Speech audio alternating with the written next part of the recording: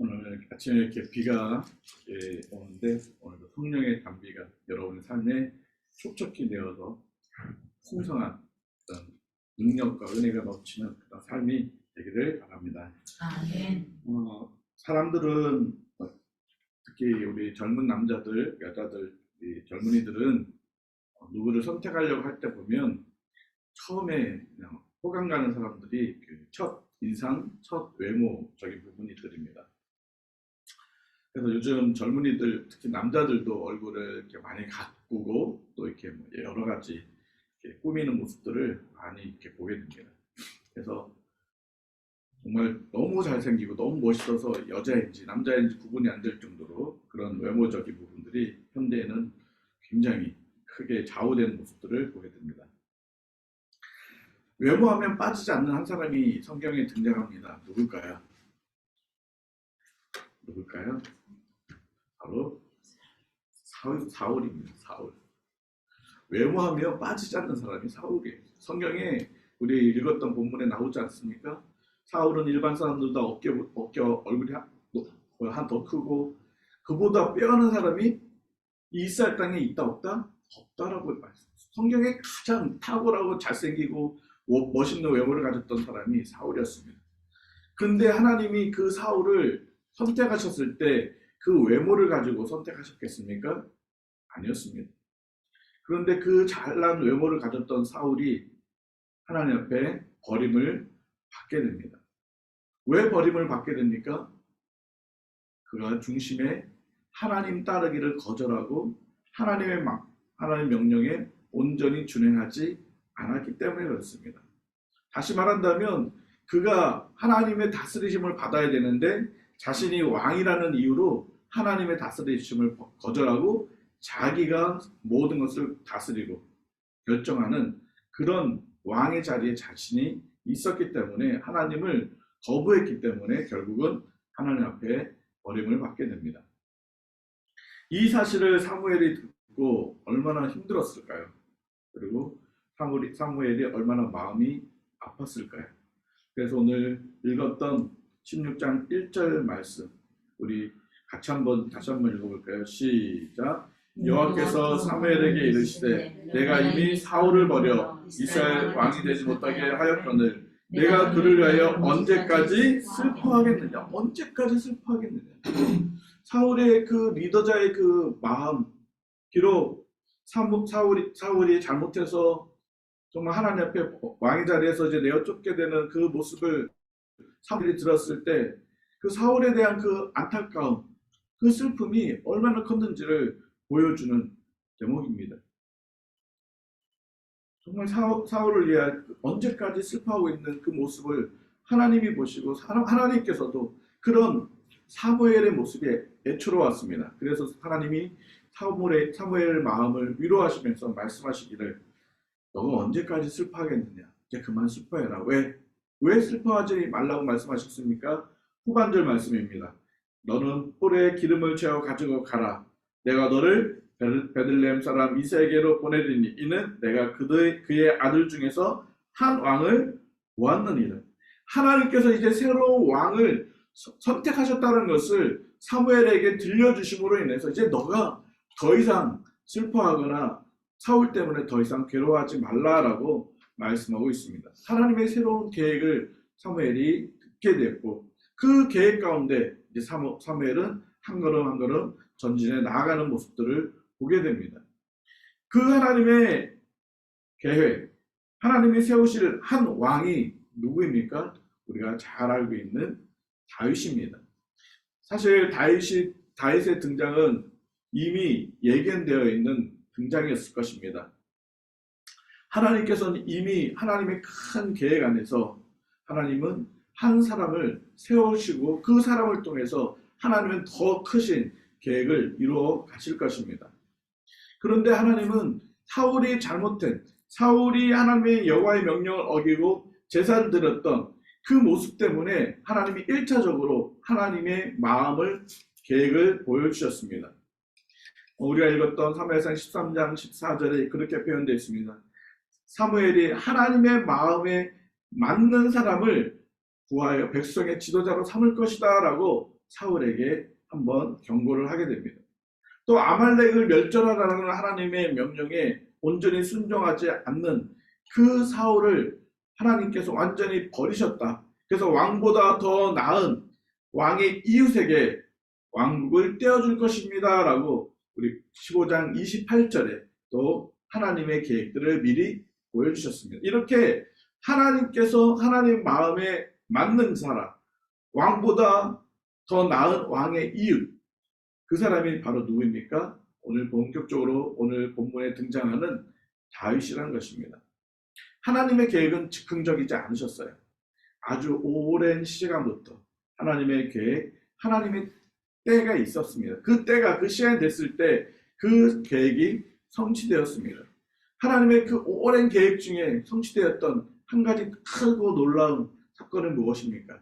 아담과 하와가 하나님 앞에 범죄했을 때 하나님이 그들을 벌하시며 심판하실 때 그냥 심판으로 끝난 것이 아니라 그 모든 인류를 구원하시고자 하는 하나님의 계획이 있으셨습니다. 그 계획이 무엇이었습니까? 바로 구원자 메시아를 보내주시겠다라는 약속이었습니다. 그 약속이 얼마나 오래오래 걸렸습니까? 그리고 드디어 구원자 예수 그리스도께서 오셨습니다. 그리고 모든 사람들을 대신해서 십자가에 못 박혀 피 흘려 죽어주심으로 하나님의 언약이 성취되는 모습들을 보게 되었습니다. 그것이 끝난 것이 아닙니다. 예수 그리스도의 십자가의 죽음과 부활 이후 승천하시면서 예수님이 또 뭐라고 말씀하고 계십니까? 내가 반드시 다시 오리라 라고 말씀하고 있습니다. 아직 예수님이 말씀하신 이후 2000년이 지나고 있습니다. 그래도 아직 예수님이 오고 계시진 않습니다. 야, 그럼 이제 하나님의 계획이 그냥 이루어지지 않는가? 그렇게 우리는 오해할 수도 있고, 야, 하나님은 이 계획을 언제 이루실 것인가? 아, 우리 때는 아닐 거야 라고 또 안일하게 하나님의 그 계획을 우리는 망각하는 경우들이 생길 수도 있습니다. 그러나 분명한 것은 하나님의 계획, 하나님의 약속은 반드시 이루어지신다는 것입니다. 우리 어저께 말씀을 묵상하신 것처럼 아말렉을 향해서 하나님이 선포하셨던 그 언약이 훗날에 이루어졌던 것처럼 반드시 예수 그리스도께서 오신다라는 그 언약은 이루어질 것입니다. 할렐루야. 우리가 그 예수 그리스도의 언약을 우리가 믿고 기다려야 합니다. 언제 이루어질까요? 그때는 아무도 알지 못하나 하나님의 때가 있습니다. 갈라디아서 4장 4절을 보면 때가 참해라는 하나님의 시간에 하나님의 언약은 완전히 이루어질 것입니다. 우리는 그 언약을, 그 약속을 믿고 기다리는 그런 믿음을 가져야 할 것입니다. 예수 그리스도는 반드시 오실 것입니다. 하나님의 구원의 약속을 이루시기 위해서 하나님은 한 사람을 선택하셨습니다. 그 사람이 오늘 등장하는 바로 다윗이었습니다. 이사야서 11장 1절에서 2절에 이렇게 말씀하고 있습니다. 이새의 줄기에서 한 싹이 나며 그 뿌리에서 한 가지가 나와 결실할 것이요 그의 위에 여호와의 영 곧 지혜와 총명의 영이요 모략과 재능의 영이요 지식과 여호와를 경외하는 영이 강림하시리니 이새의 줄기에서 한 싹이 날 것입니다. 다윗의 아버지가 누구입니까? 이새입니다. 그 이새의 줄기에서 다윗을 통해서 또 그 다윗을 통해서 후손을 통해서 누가 나오신다는 것입니까? 하나님이 온 인류를 구원할 그 메시아 구원자, 그 구원자를 주시겠다는 하나님의 약속. 그 약속 때문에 지금 그 하나님의 계획 때문에 다윗이 하나님의 은혜로 세움을 받게 되는 것입니다. 이사야서 11장 11절에 계속적으로 이렇게 말씀하고 있습니다. 그날에 이새의 뿌리에서 한 싹이 나서 만민의 기치로 설 것이요 열방이 그에게로 돌아오리니 그가 거한 곳이 영화로우리라. 누구를 말씀하고 있습니까? 예수 그리스도를 말씀하고 있습니다. 다윗의 아버지 이새는 누구입니까?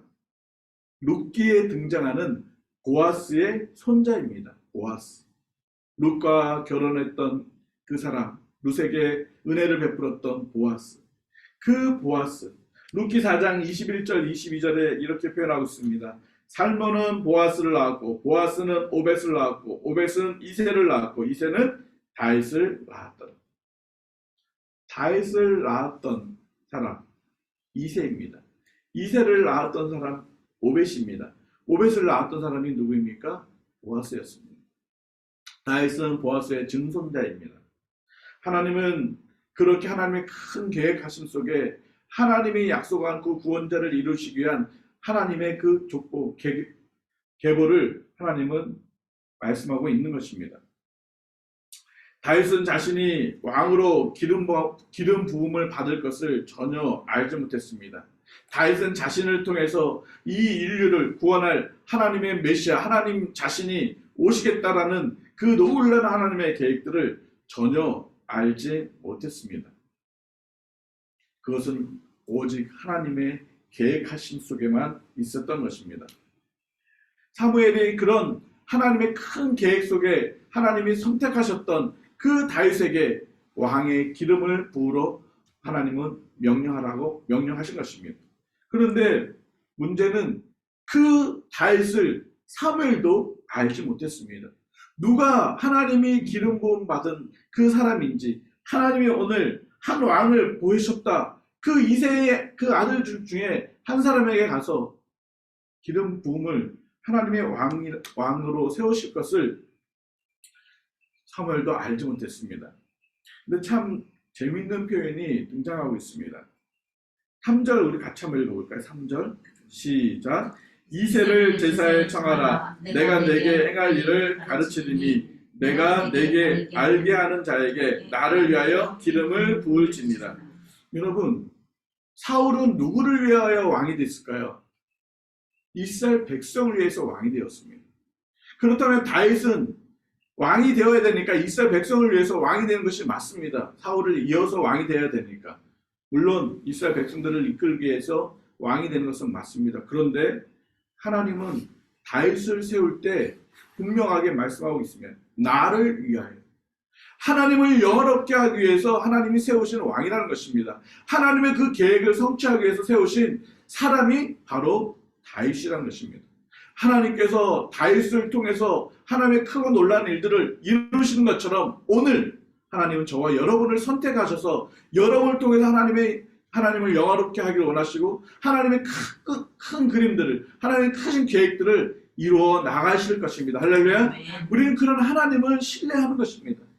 당장은 몰라요. 다윗이 어떻게 알았습니까? 내가 하나님의 기름 부음을 받아서 왕이 될 것을 어떻게 알았습니까? 자신의 후손을 통해서 하나님이 구원하실 그 메시아가 나온다는 사실을 어떻게 인지했겠습니까? 그러나 하나님을 경배하고 하나님의 말씀에 순종하다 보니까 하나님의 뜻을 다윗도 깨닫게 되고 알게 된 것처럼 하나님은 여러분 한 명 한 명을 선택하셨습니다. 여러분, 하나님이 여러분을 선택하셨다는 그 사실 얼마나 큽니까? 다윗을 선택했을 때 다윗은 어떤 마음이었을까요? 사무엘이 이새의 그 아들들을 한 명 한 명 보게 됩니다. 첫째 아들 엘리압을 보았을 때 이 사무엘의 마음은 하나님이 이 아들을 이스라엘의 왕으로 세우셨구나라는 확신이 거의 99%가 들었습니다. 그래서 그렇게 표현하고 있는 것입니다. 6절 말씀에 같이 한번 읽어볼까요? 시작. 그들의 음에 사무엘이 엘리압을 보고 마음에 이르기를 여호와의 기름 부으실 자가 과연 주님 앞에 있도다 하였더라. 지금 사무엘에게 이새의 아들들이 동시에 다 왔습니다. 한 명 오고 또 한 명 오고 이게 아니라 동시에 다 왔습니다. 그들이란 표현을 쓰고 있습니다. 이새와 그의 아들들이 다 동시에 왔습니다. 그때 이새가 소개를 합니다. 우리의 첫째입니다 라고 소개를 합니다. 우리 항상 누구를 소개할 때 보면 자녀들이 있으면 꼴찌부터 이렇게 소개를 안 하잖아요. 보통 얘가 장남입니다, 얘가 사남입니다 이렇게. 특히 이 당시 이스라엘의 그 관습안에는 장자에 대한 그 복과 그 위치는 대단했습니다. 그렇기 때문에 이세 역시도 장자 엘리압을 먼저 다윗에게 사무엘에게 소개했습니다. 그때 사무엘이 어떤 마음이 들었습니까? 마음에 이르기를, 엘리압을 보고 마음에 이르기를 여호와의 기름 부으실 자가 과연 주님 앞에 있도다. 과연이란 말이 뭐예요? 확실하다는 거예요. 거의 99%. 야, 근데 왜 그런 마음이 들었을까요? 왜? 그 말씀이 7절에 나와 있습니다. 7절 같이 한번 읽어볼까요? 시작. 여호와께서 사무엘에게 이르시되 그의 용모와 키를 보지 말라. 내가 이미 그를 버렸노라. 내가 보는 것은 사람과 같지 아니하니 사람은 외모를 보거니와 나 여호와는 중심을 보느니라 하시더라. 사무엘이 엘리압의 외모, 그 키를 용모를 보니까 이 사람이 딱 하나님이 세우신 왕처럼 보였습니다. 사무엘은 이미 사울을 통해서 한번 경험했습니다. 사울의 외모가 얼마나 준수했는지, 키가 얼마나 큰지 그 외형적인 부분을 사무엘은 이미 한번 경험했습니다. 그래서 야, 정말 하나님이 외모가 정말 그 출중한 사람을 원하시나? 혹시 그렇게 오해할 수도 있었을 것입니다. 그러나 그 당시에 모든 사람들 관심 속에는 딱 외모, 외형적인 부분들이 눈에 먼저 들어오기 때문에 건강한 사람, 힘센 사람, 잘생긴 사람, 키 큰 사람, 이런 사람들을 먼저 취재하는 그것이 그냥 보편적인 그런 모습입니다. 현대에도 마찬가지입니다.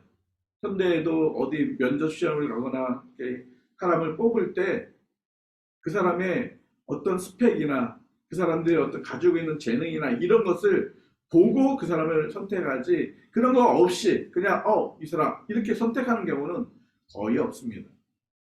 사무엘도 그런 마음이 있었을 것입니다. 그때 하나님이 말씀하셨어요. 너는 외모, 키를 보지 마라. 내가 그를 버렸다라고 말씀하고 있습니다. 사실 하나님께서 선택하셨던 다윗도 외모적인 부분들에서는 그렇게 못생긴 거라 그렇지는 않았어요. 오늘 읽었던 성경 12절 말씀을 같이 한번 볼까요? 시작. 이에 사람을 보내어 그를 데려오매 그의 빛이 붉고 눈이 빼어나고 얼굴이 아름답더라. 여호와께서 이르시되 네가 그니 일어나 기름을 부으라 하시는지라. 다윗도 외모적인 부분에서 그렇게 막 못생기고 그런 사람이 아니었어요. 물론 키는 좀 어렸기 때문에 작았을 것입니다. 그리고 들판에서 양들을 돌봤기 때문에 얼굴빛이 좀 붉었다라고 표현하고 있습니다. 그러나 하나님은 지금 엘리압을 보면서 7절에 말씀하셨던 그 이유는 사람의 기준들이 아니라는 것을 보여주고 있는 것입니다. 사람의 판단 기준과 하나님의 판단 기준이 다르다는 것을 말씀하고 있는 것입니다. 사람은 외모를 보고 외형적인 모습으로 판단하지만 하나님은 눈에 보여지는 그런 외형적인 부분으로 판단하지 않는다는 것입니다. 오늘 7절에 그렇게 표현하고 있습니다. 눈에 보이는 것. 이 눈이라는 그 외모라는 이 단어, 사람은 외모를 보거니, 여기서 말하는 이 외모라는 이 히브리 단어는 눈이라는 단어입니다. 우리 눈. 사람들은 그 눈을 본다라는 뜻인데, 이 눈이라는 의미를 뭘 가지고 있냐면 아름다움을 대표하는 단어가 바로 눈입니다. 사람이 코가 아름답다, 뭐 입이 아름답다, 귀가 아름답다 이렇게 표현하지 않잖아요. 눈이 아름답다 이렇게 해서 그 사람의 전체를 표현한 것처럼 바로 외모라는 이 단어는 눈이라는 그 히브리 단어를 사용하고 있습니다. 그 외모를 사람들은 모든 판단의 기준으로 삼는다는 것입니다. 그런데 하나님은 그 보여지는 그것을 모든 판단의 기준으로 삼는 것이 아니라 나 여호와는 무엇을 보신다고요? 중심을 보신다. 이 중심이라는 단어는 레바브라는 히브리 단어로 심장을 말하고 있어요. 심장이라는 단어예요. 하나님은 심장을 보신다라는 거예요. 심장. 심장은 뭐죠? 우리의 삶에 있어서 가장 중요한 기관입니다. 중심에 있는 부분입니다. 그래서 우리가 항상 뭔가를 얘기할 때 심장, 이 중심을 얘기할 때 이 심장이라는 단어를 많이 쓰고 있는데, 바로 이 심장이라는 단어는 단순히 이 심장을 얘기하는 것이 아니라 전인격적인 삶의 모습을 표현할 때 이 심장이라는 단어, 레바브를 사용하는 모습을 볼 수가 있습니다. 하나님의 보시는 것은 단순히 외모적인 것이 아니라 그의 삶의 전인격적인 모든 부분들을 하나님은 보신다라는 것입니다. 그렇다고 하나님이 외모를 안 보신다 이런 또 오해를 외모도 보신다 이런 오해를 하시면 안 됩니다. 하나님은 외모에 대해서 관심이 없으세요.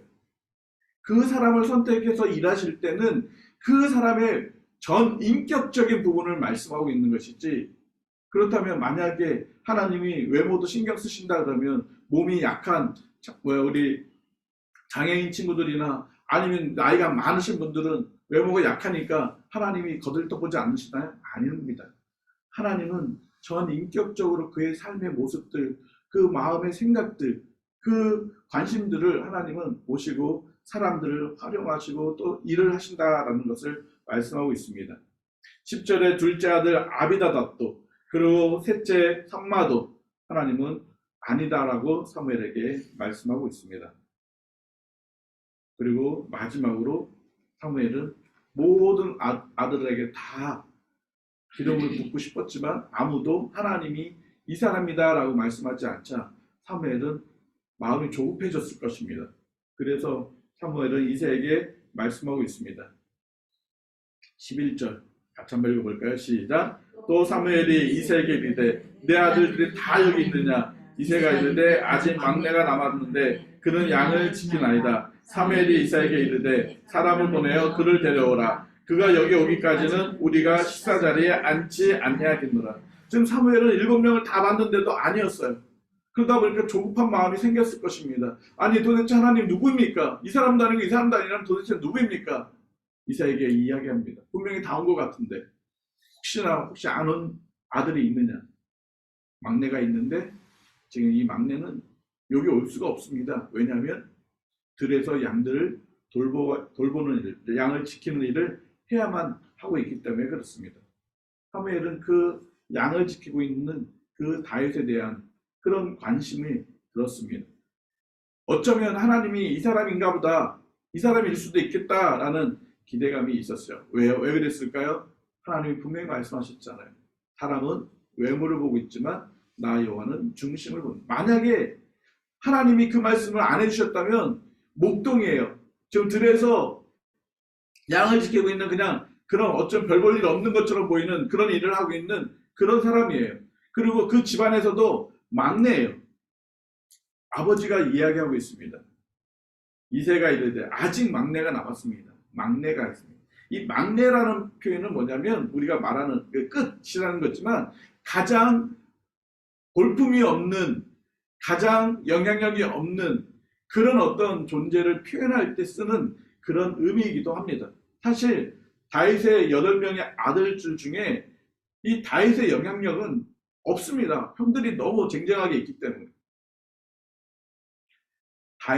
이새도 다윗에 대해서 그렇게 평가하지 않았기 때문에 어쩌면 사무엘도 그런 평가에 동승할 수도 있었을 것입니다. 그런데 사무엘이 뭐라고 말씀하고 있습니까? 데려와라. 데려오기 전까지 내가 뭐를 하지 않겠다? 음식을 먹지 않겠다는 거예요. 지금 단호한 결의를 얘기하고 있습니다. 왜요? 지금 사무엘이 온 목적이 무엇입니까? 음식을 먹기 위한 것이 아니에요. 제사를 드리기 위해서 온 것이 아니에요. 사울이 죽일까봐 하나님이 지혜를 주셔서 제사를 드리기 위한 그 이유로 온 것이긴 하지만 그 근본적인 목적은 음식도 아니고 제사도 아니고 하나님이 선택한 왕을 세우기 위해서 온 것입니다. 그렇기 때문에 그 왕을 세우기까지는 아무것도 하지 않아야 합니다. 우리의 삶 속에서도 하나님의 뜻을 이루기 위한 그런 목적들이 있어요. 우리가 그 목적들을 알았다면 그 목적들을 우리가 힘써서 지키기를 우선해야 돼요. 삶의 우선순위가 있어요. 급한 게 우선순위가 아니라 중요한 것, 정말 하나님이 나를 통해서 이루기를 원하시는 그 중요한 것을 우리가 먼저 감당해 나가야 할 것입니다. 그러다 보면 우리가 때로는 정말 중요해요. 이것도 정말 중요한 부분이긴 하지만 내려놔야 될 부분들이 있어요. 음식 먹는 거 중요하지 않을까요? 중요합니다. 그러나 내려놓아야 될 일들이 있습니다. 드디어 다윗을 만나게 됩니다. 다윗을 만났더니 12절에 같이 한번 읽어볼까요? 시작. 이에 사람을 보내어 그를 데려오매 그의 빛이 붉고 눈이 빼어나고 얼굴이 아름답더라. 여호와께서 이르시되 이가 그니 일어나 기름을 부으라 하시니라. 이제 드디어 다윗이 기름 부음을 받게 됩니다. 하나님께서 다윗을 왕으로 세우시는 그런 장면입니다. 하나님께서 그 많은 아들들 중에서 어쩌면 아버지도 별로 인정하지 않았던 양을 지키고 있는 그 일을 하고 있는 그 얼굴이 그 붉은 그 다윗을 하나님이 지금 선택해서 왕으로 삼고 있습니다. 이 붉다라는 단어, 빛이 붉었다, 얼굴빛이 붉었다, 그의 빛이 붉고라는 표현을 쓰고 있는데 이 붉다라는 말은 순수하다라는 의미를 담고 있습니다. 그러니까 다윗이 정말 그의 심성이 그의 삶 안에 순수함이 있다라는 것입니다. 내부의 아름다운 외적인 아름다움도 있지만 그 외모의 아름다움도 있지만 내적의 그 아름다움을 갖고 있는 사람이 바로 다윗이라는 것입니다.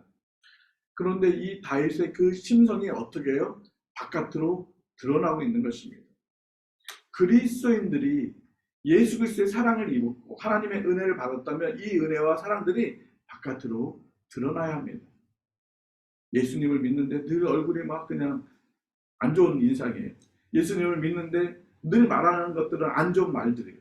그거는 정말 예수님의 은혜를 받은 사람의 모습이 아니라는 것입니다. 우리의 삶 속에서 정말 그리스도가 동행한다면 우리 안에 있는 그 아름다움들이 모든 사람들한테 흘러갈 수 있도록 그렇게 해야 하는 것입니다. 하나님은 이제 다윗을 기름을 부어서 왕으로 세워주셨습니다.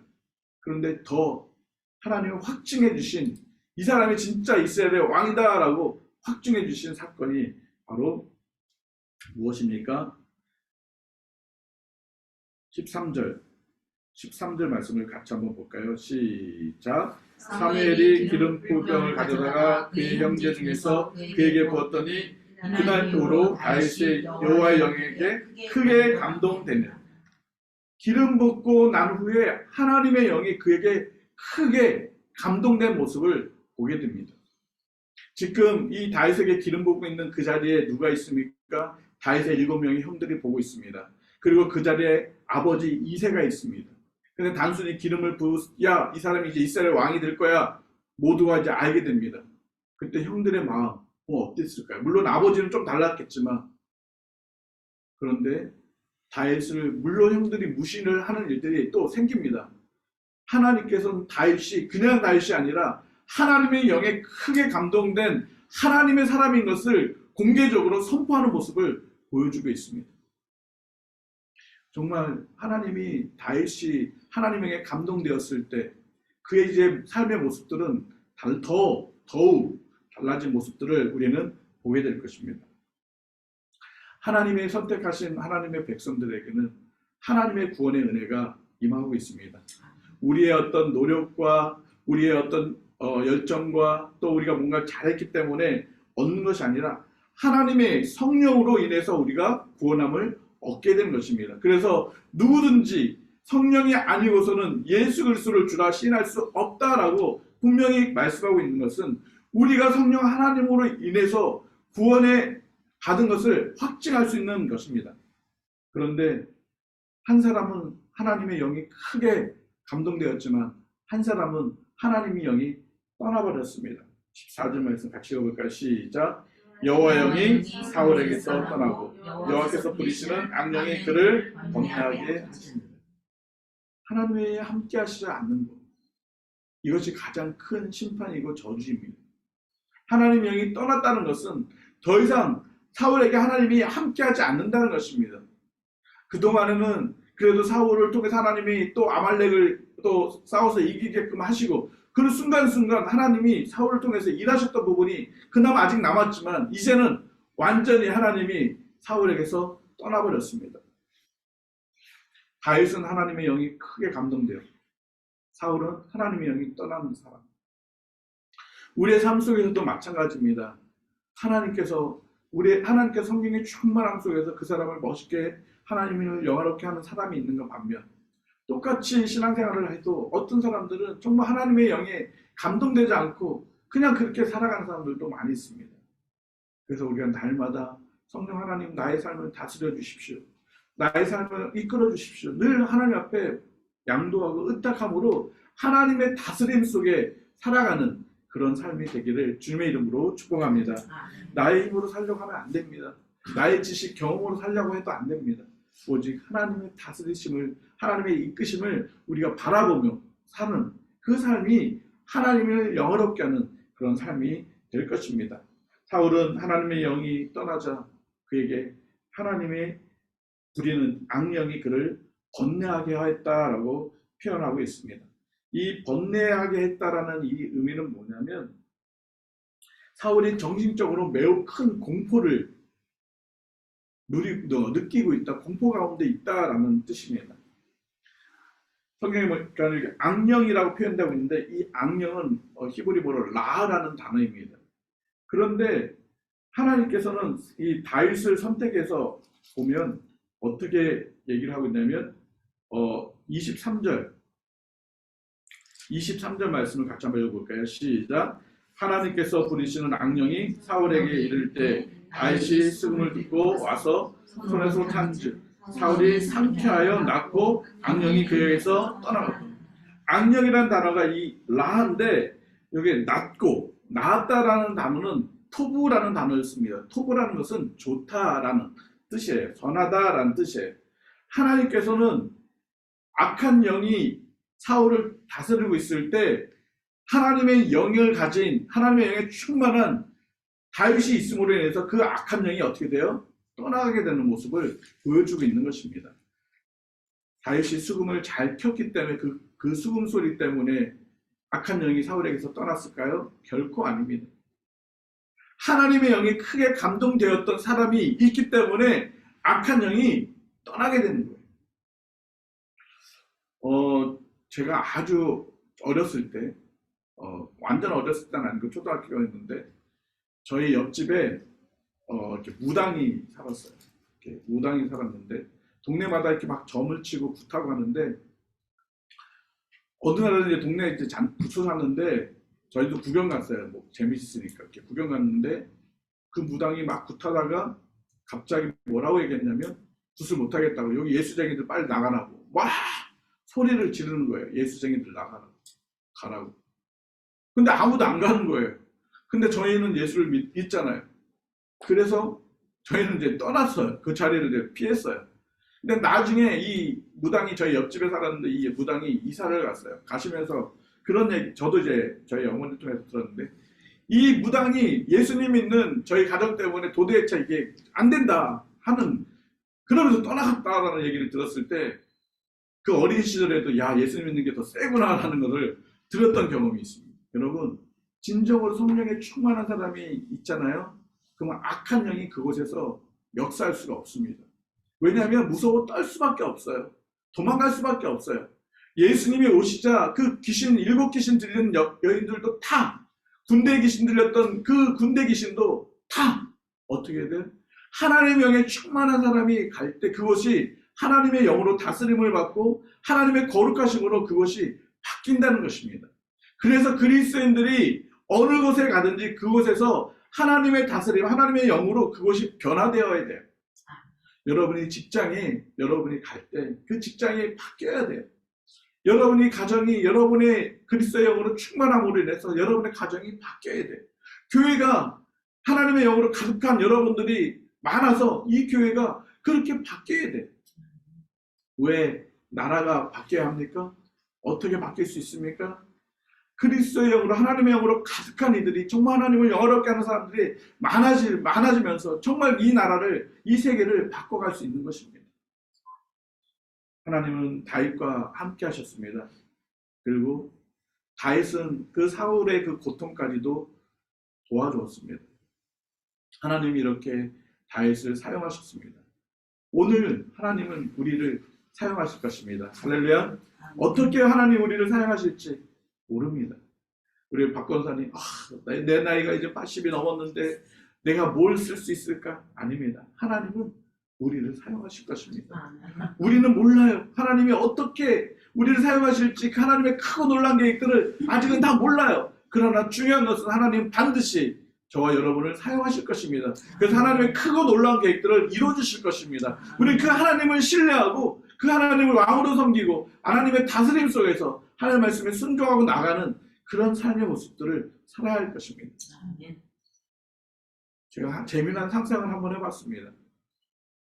다윗에게 기름을 부을 때 그 기름이 온몸에 막 흘러 넘쳤을 것입니다.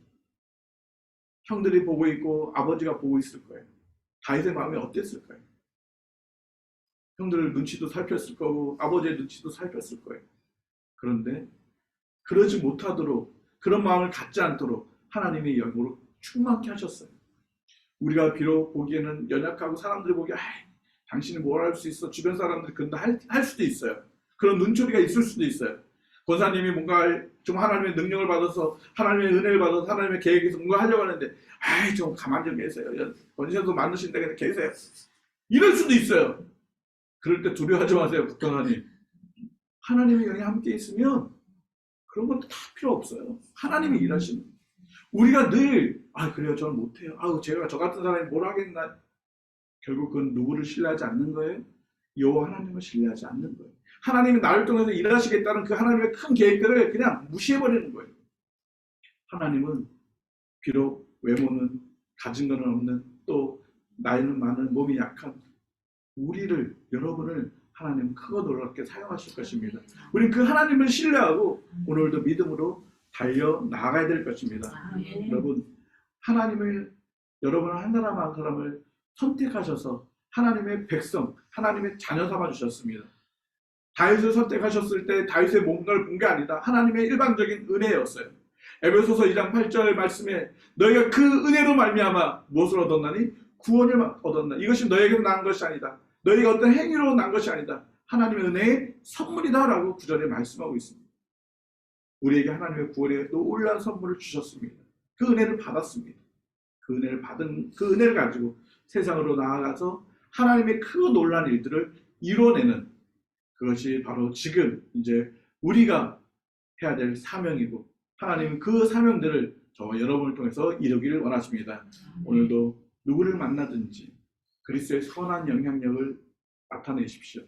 마태복음 5장 16절 말씀처럼 너희의 착한 행실을 통해서 믿지 않는 사람들이 하나님을 영화롭게 하는 그런 일들을 통해서 하나님께 영광을 돌리는 복된 삶이 되기를 주님의 이름으로 축복합니다. 기도드리겠습니다.